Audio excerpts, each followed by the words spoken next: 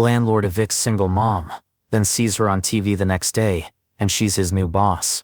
The knocking on the door was sharp, hard, unforgiving. Maya's hands trembled as she opened it, the weight of the world pressing down on her. Standing there was Mr. Collins, her landlord, with a cold look that cut deeper than any words. "You're late on rent again," he said flatly. "I've been patient, but not anymore. You have until the end of the week to be out." Maya swallowed the lump in her throat.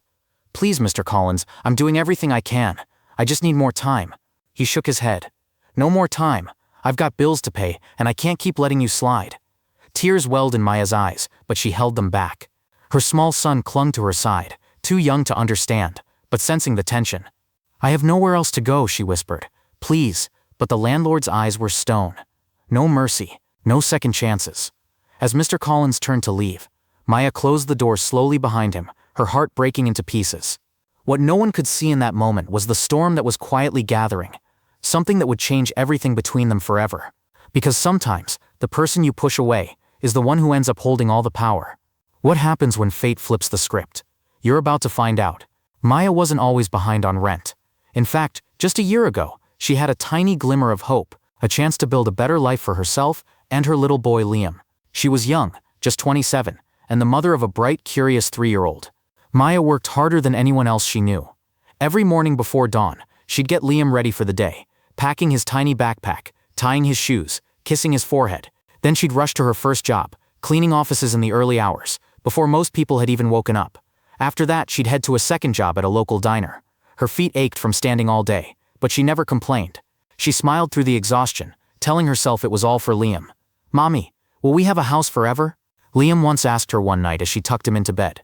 Maya hugged him tight. "Yes, baby, we'll have a home, a happy one." But life wasn't so simple. Bills piled up faster than she could pay them.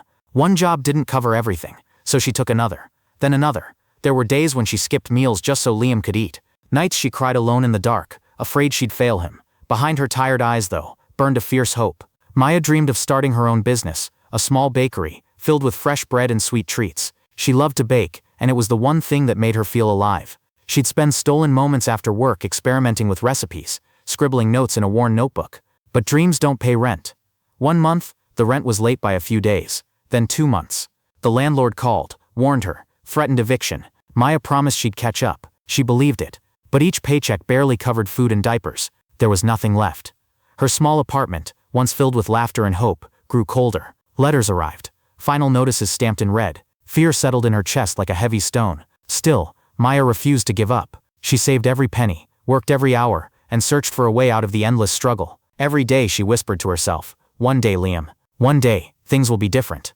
And that one day was closer than she knew.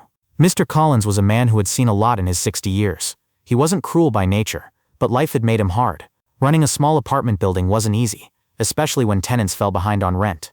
Bills didn't wait, and neither did the bank. He sat in his cramped office, papers piled high, phone ringing off the hook. Every overdue rent notice was another headache, another problem that seemed to grow bigger by the day. The city was changing, rents were rising, and Mr. Collins was struggling to keep up. He wasn't a wealthy man. The apartments were his main income, and every month he counted on that money to pay his own bills, his mortgage, utilities, and medical expenses for his aging wife. When Maya's rent was late again, he felt the frustration boil over. He'd been patient, calling her, leaving notes. But kindness only went so far. He had other tenants counting on him, other families who paid on time. "It's business," he told himself, trying to stay firm. "I can't afford to let people slide. If I do, everyone suffers." Still, there was a part of him that wasn't proud of what he was doing. He remembered the look in Maya's eyes when he told her she had to leave. The desperation, the fear. It wasn't easy to face someone and say, "You have nowhere else to go." But he pushed that feeling aside. His world was one of hard decisions. There was no room for weakness. Sometimes, late at night, when the building was quiet, Mr. Collins thought about his own past, the dreams he once had, the chances he missed. He wondered if he could have done things differently. But those thoughts didn't help pay the bills. For him, the eviction wasn't personal, it was survival. He believed he was doing what was necessary, even if it meant breaking someone's heart. Yet deep down, he never imagined that the woman he was evicting might one day hold a power far beyond his reach, a power that could change both their lives forever. The contrast between them couldn't be clearer. Maya fighting to rise, and Mr. Collins holding tight to what little he had left. The morning sun slipped through the cracked window as Maya began packing what little she owned into worn boxes. Each item was a memory, a stuffed toy, a faded photo, a small jacket she had sewn herself. Liam watched quietly, clutching his favorite blanket, sensing the heavy silence but not fully understanding why their home was slipping away. Maya folded the last shirt with trembling hands. "We'll find a new place, Liam," she said softly, forcing a smile. "I promise." Her voice cracked, but she tried to stay strong. Tears welled up, blurring the edges of the room she'd called home for years. Every corner held a story, a laugh, a cry, a dream.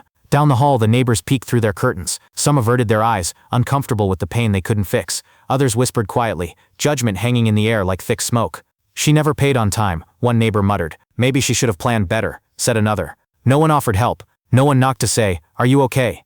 Maya's heart ached, not just from losing her home, but from feeling invisible in her own community. Outside, the landlord's truck was already gone. No sympathy, no second glance. With Liam's small hand wrapped tightly in hers, Maya stepped out into the unknown. The street felt colder now, empty, like a door closing on a chapter she wasn't ready to end. Yet beneath the fear was a flicker of something stronger, resilience, a determination to keep moving forward, no matter how hard the road. She knew this eviction wasn't the end. It was a painful break, yes, but maybe also a strange kind of beginning. Because sometimes, the hardest losses push us toward the greatest victories. As Maya and Liam disappeared down the sidewalk, the world around them kept spinning, unaware of the storm quietly gathering, a storm that would change everything in ways no one expected. What comes next? The answer lies just ahead. What the landlord didn't know, and what almost no one saw, was the life Maya had been quietly building beneath the surface. Behind the worn walls of that small apartment, between the late-night shifts and the endless chores, Maya was working on something special. It wasn't just about surviving anymore. It was about rising. For years she had nurtured a secret dream, a bakery that wasn't just about bread and sweets, but about community, hope, and second chances. She had spent every spare moment learning, experimenting, and planning. After work, she'd knead dough by hand, testing recipes with love and patience. The smell of cinnamon and vanilla filled the air, mixing with the quiet hum of determination.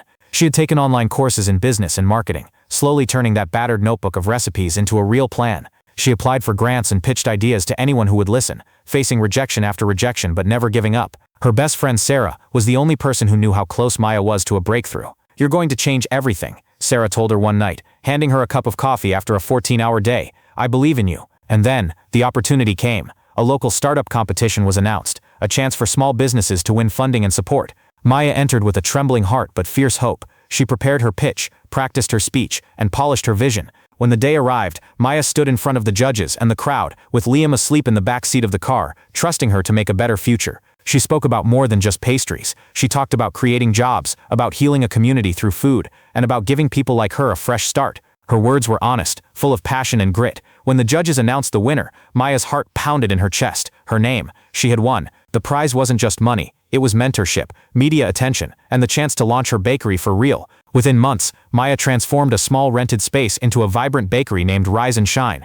Word spread fast. Customers came not just for the bread, but for the warmth and story behind every loaf. Then came the day that changed everything. A local TV station invited her for an interview. Cameras, bright lights, and a crowd of curious onlookers.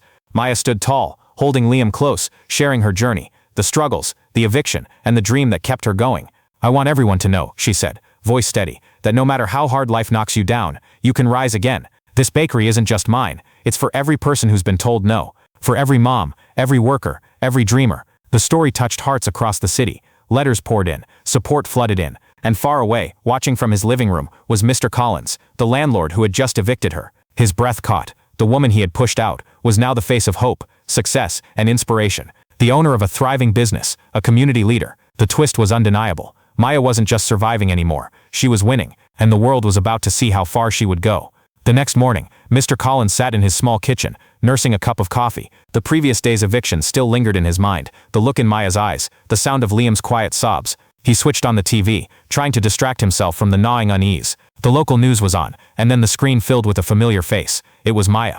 She stood confidently in front of a crowd, smiling as she cut the ribbon on a brand new bakery, Rise and Shine. Reporters asked her about her journey, about the struggles she'd overcome. Her story was everywhere, broadcast in bright colors and hopeful tones. Mr. Collins stared, disbelief freezing him in place. The woman he had evicted was now a successful business owner, a respected leader, a beacon of hope for the entire community. He felt a cold wave of shock, and beneath it, something sharper, regret. Had he been too quick to judge, too harsh? Had he failed to see the strength behind her tired eyes? The irony wasn't lost on him. The same person he pushed out, fearing she was a lost cause, was now thriving beyond anything he imagined. His mind raced. What if he'd shown a little kindness? What if he'd helped instead of turned away? For the first time in years, Mr. Collins saw things differently. The eviction wasn't just a business decision anymore. It was a story of missed chances and shattered dignity. He realized the truth.